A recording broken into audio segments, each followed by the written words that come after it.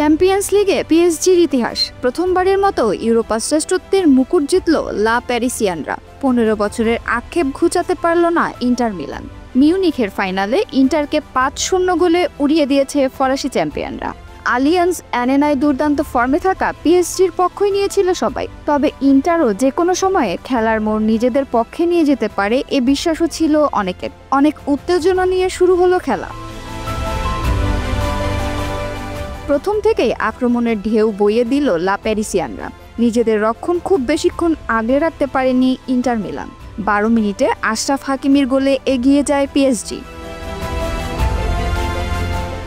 ফরাসি চ্যাম্পিয়নদের কোনো মতে রুখতে পারছিল না ইতালিয়ান দল ইন্টার মিলান।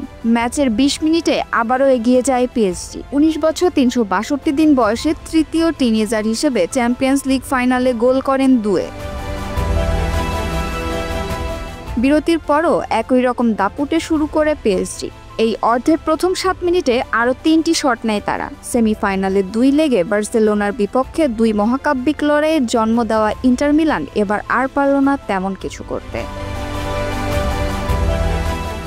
63তম মিনিটে আরেকটি দুর্দান্ত গোলে তাদের সব আশা প্রায় শেষ করে দেয় পিএসজি। এবারও স্কোরশিটে নাম তোলেন দুয়ে।